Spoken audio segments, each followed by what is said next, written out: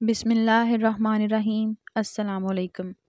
زندگی کی سچائی کا ایک سبق آموز واقعہ آج ہم بات کریں گے اس بارے میں۔ امام غزالی رحمۃ اللہ علیہ نے ایک عجیب انداز سے یہ بات سمجھائی ہے۔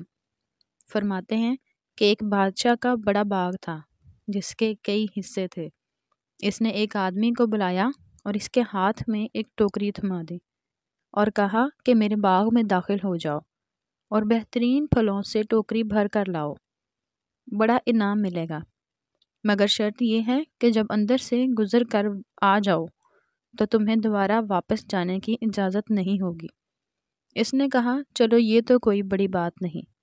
وہ ٹوکری لے کر چل پڑا، ایک طرف سے دروازے میں داخل ہوا، دیکھا کہ اس کے اندر پھل ہیں مگر پسند نہ آئے۔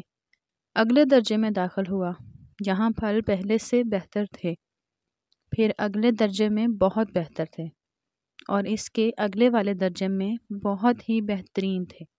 یہاں دل میں خیال آیا کہ اب تو میں کچھ پھل توڑ لوں۔ پھر سوچنے لگا کہ آگے سب سے بہتر پھل توڑوں گا۔ جب اگلے اور آخری درجہ میں داخل ہوا تو کیا دیکھتا ہے کہ وہاں پر تو کسی بھی درخت پر پھل نہیں ہیں۔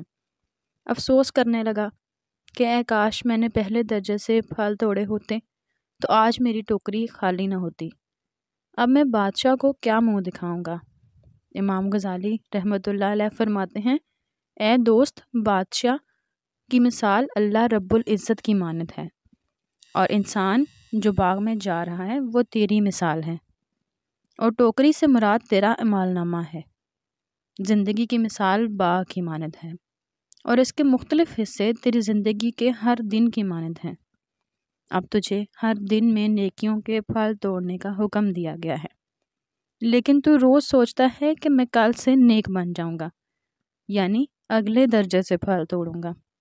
اگلے درجے سے پھل نہ توڑ سکے اور تمہارا اگلا دن نہ آ سکے، اور اگر تجھے اسی دن اللہ کے حضور جانا پڑے تو کیا منہ لے کر جاؤ گے؟ سب ٹھاٹھ پڑا رہ جائے گا۔ جب لاد چلے گا بنجارا تو پھر کھڑے پیر تمہیں چل دینا پڑے گا۔ اور ایک آیت کا مفہوم ہے کہ جس وقت ان کی میعاد آ جائے گی اس وقت ایک ساتھ نہ پیچھے ہٹ سکیں گے اور نہ آگے بڑھ سکیں گے۔